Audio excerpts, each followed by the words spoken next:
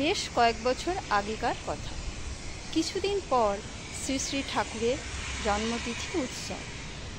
হঠাৎ চায়ের দোকানে যজ্ঞেশ্বর সামন্তদার সাথে দেখা। জয়গুরু জানিয়ে বললাম, আপনি তো বহু বছর ঠাকুরের সঙ্গে আছেন, এমন কিছু বলুন না যাতে ঠাকুর সম্বন্ধে কিছু জানতে পারি। উনি বললেন, ঠাকুরের কথা কি বলে শেষ করা যায়? তাহলে একটা ঘটনার কথা বলি। উনি যেটা বললেন সেটা আমার ভাষাতে বলছি।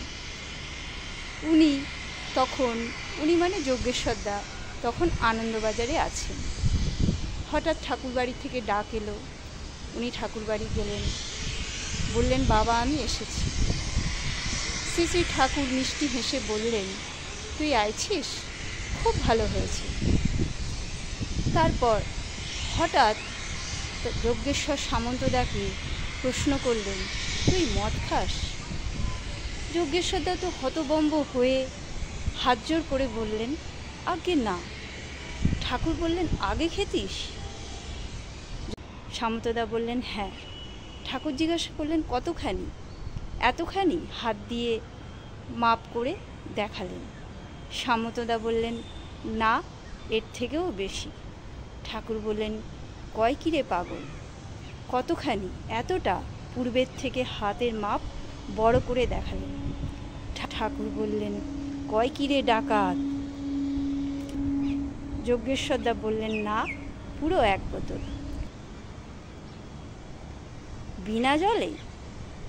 সামন্তদা বললেন, হ্যাঁ, দাঁত দিয়ে ছিপি খুলে ঢকঢক করে খেয়ে ফেলতাম। ঠাকুর জিজ্ঞাসা করলেন, এখন খাস? না, ছাড়লি কি করে? সবই আপনার দয়া। ঠাকুর বললেন, যা, কয় কিরে পাগল, যা যা কামে যা। যজ্ঞেশ্বরদা চলে গেলেন।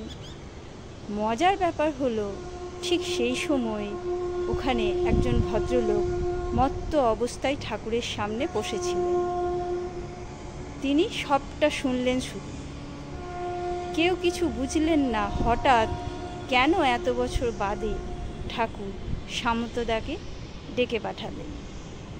বুঝলেন শুধু বোধহয় একজন, ওই ভদ্রলোক। কারণ তারপরেই তিনি মদ ছাড়লেন।